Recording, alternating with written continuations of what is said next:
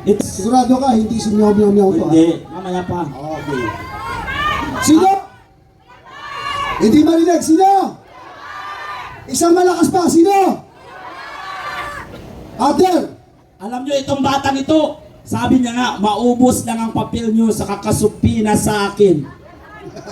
Hindi pa rin siya titigil. Huwag na natin patagalin, partner! At tawagin na natin. Walang iba. Kung hindi, si Kuya. Fight!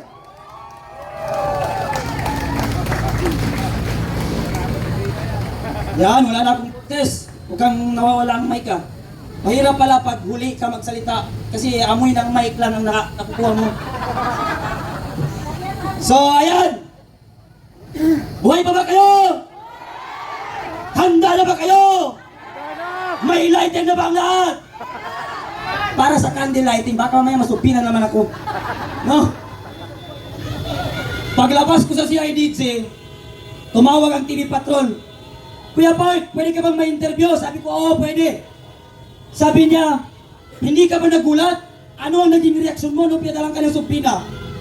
Sabi ko dun sa reporter, buang ka ba? Hindi mo ba alam na ikaw ang dahilan kung bakit ako pinasupina dahil sa balita mo na fake news? Buang yata to, sabi ko. Tatanungin niya ako kung di ako nagulat. Siya ang dapat magulat. Kaya para hindi niya data alam na siya yung dahilan kung bakit ako pinasupina.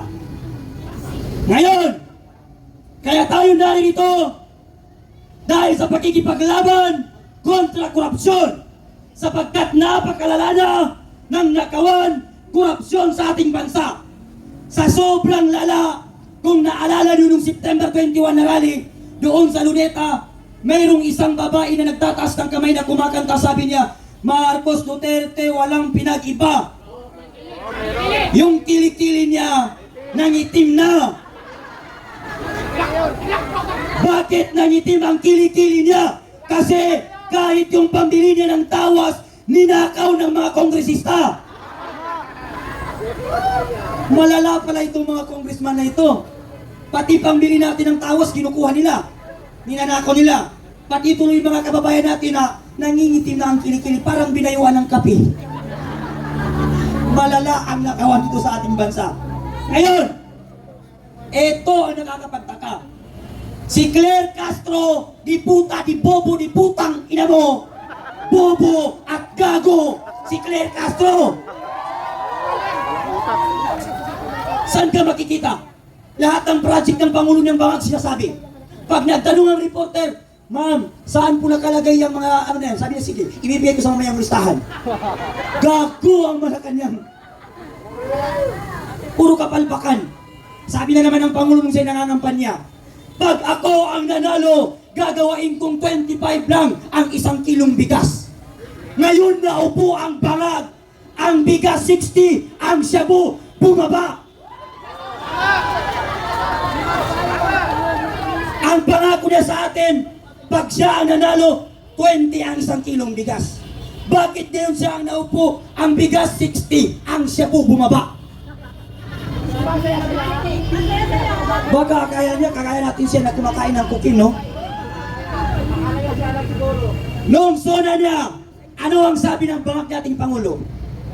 15,500 na po ang ating nasisimulang flood control at mas marami pa tayong gagawin.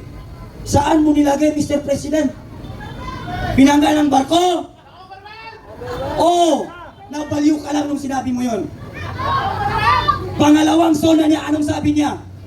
Marami na po tayong napapatubigan at mas marami pa tayong patutubigan. Ano ang tingin mo sa Metro Manila? Irrigation? Ano ang tingin mo sa Pilipino palay? Bangag itong Pangulo natin.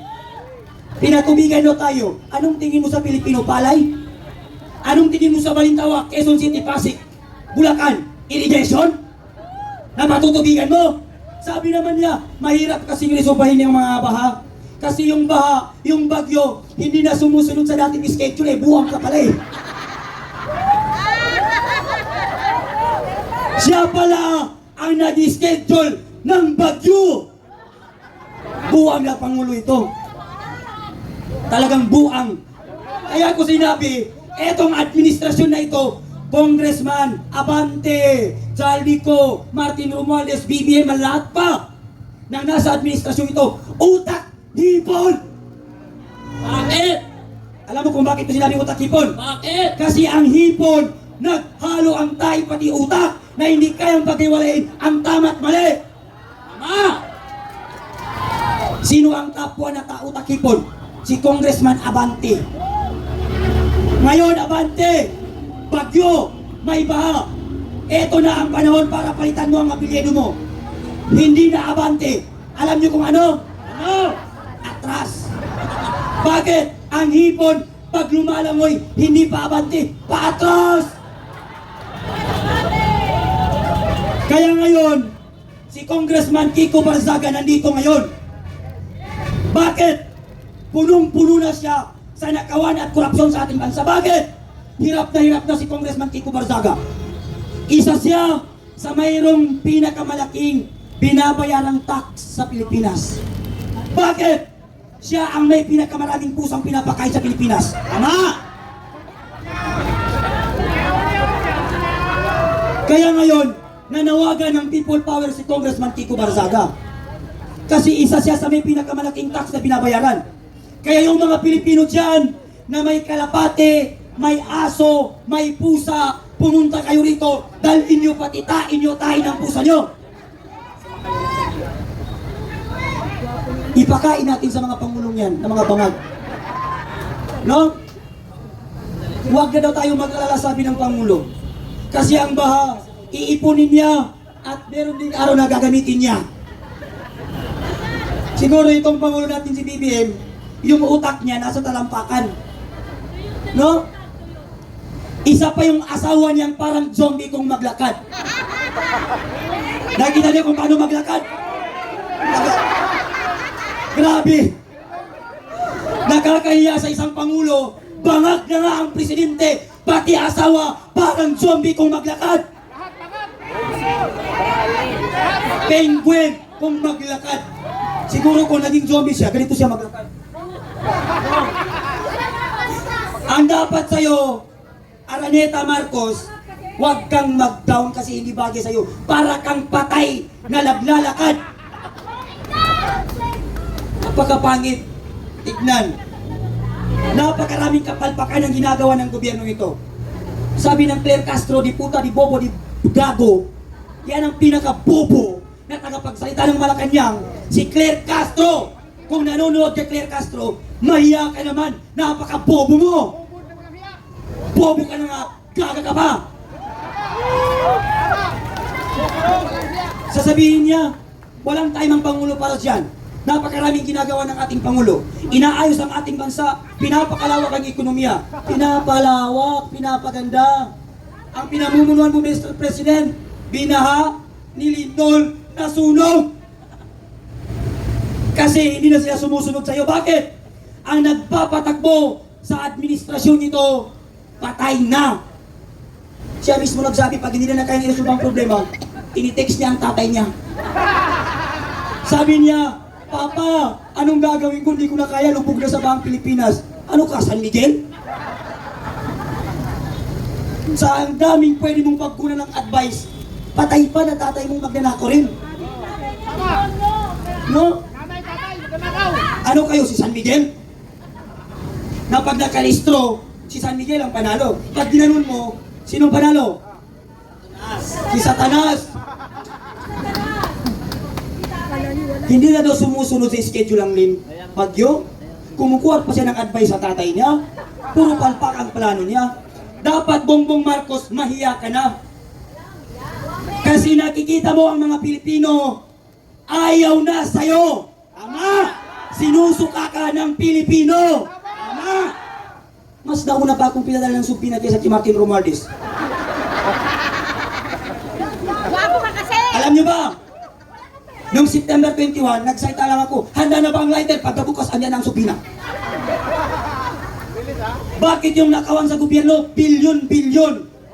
Na-mention na masyado si Jaldico, Martin Romualdez, bakit hindi makulong? Kasi tayo, mahirap. Sila, mga butete. Kaya yung mga barya nyo sa bulsa nyo, ingatan nyo. Baka pati yan, nakawin nila. Nakikita nyo yung mga barko? Araw-gabi nandyan sa dagat pero hindi lumulubog. Bakit? Kasi kapitan lang ang meron, walang congressman. Tayo nasa city, binabaha. Kasi ang daming congressman na buhaya.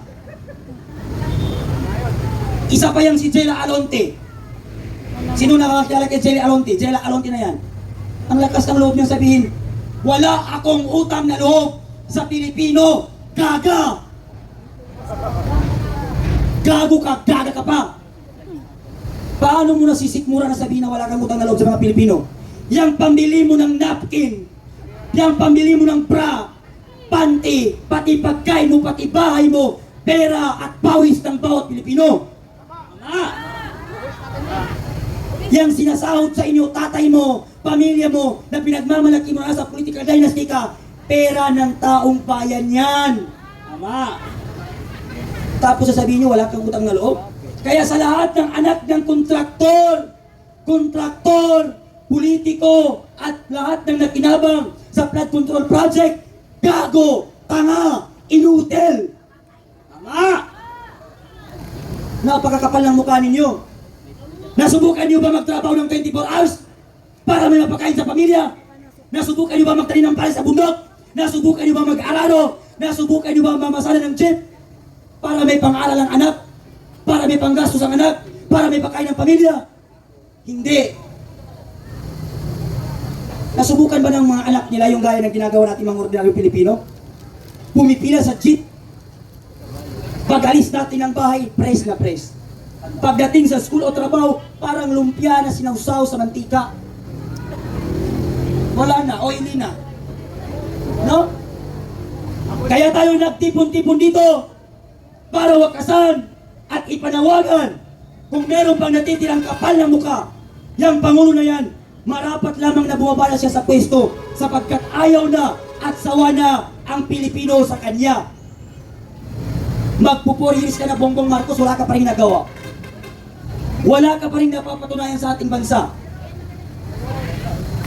Habang sila nagpapakasarap, natutulog sa mga gandang bahay, nandoon sa ibang bansa, tayo nagsuswimming sa tai at ihi dito sa Maynila.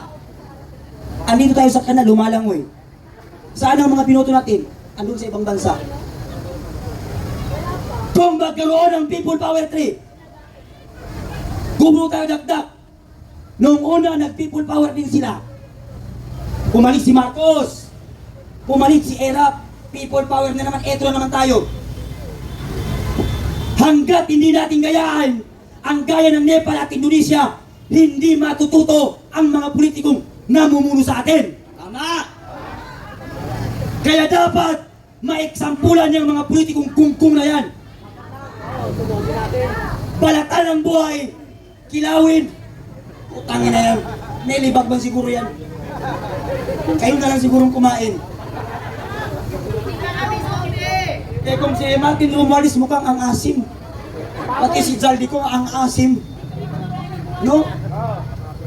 Maasim ang mga mukha nila, kakapal ng pagmumukha nila. Mga gago, mga tarantado, mga inutil. Dati ang akala ko ang buhaya nasa tubig lang. Ngayon nasa Malacanang na sila, nasa House of Representatives pa sila. High-tech na, nakabarong pa. Dati ang buhaya kinakain karni lang, kinakagat tao. Ngayon arte na. Pera na ang kinakain. Ayaw ng barya, gusto bilyon.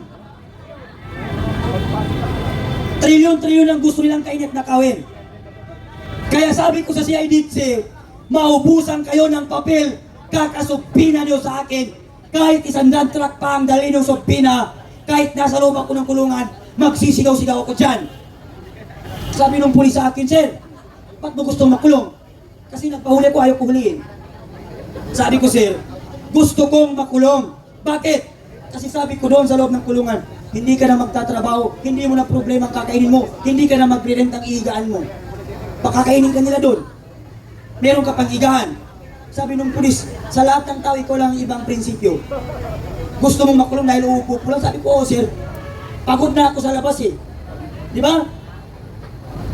Puro nakaw, ilang pangulo na ang binoto natin. Pero, umunlad ba ang Pilipinas? Umunlad ba o hindi? Yan. Nagalit pa ang mga taga-Luzon dahil minura ko sila. Sabi ko, putang ina ng mga taga-Luzon. Totoo naman ang putang ina nila eh. Ayaw nilang lumabas eh. Tayo na ngayon nandito. Galing ng Cebu. Galing ng Mindanao. Asa na yung mga taga-Tondo? May taga-Tondo ba rito? Taga-Tondo wala? Oh, sabi ng mga taga-Tondo, mas matapang ang taga-Tondo kaysa Mindanao. Asa na kayo ngayon? Asa na ang taga-Tondo?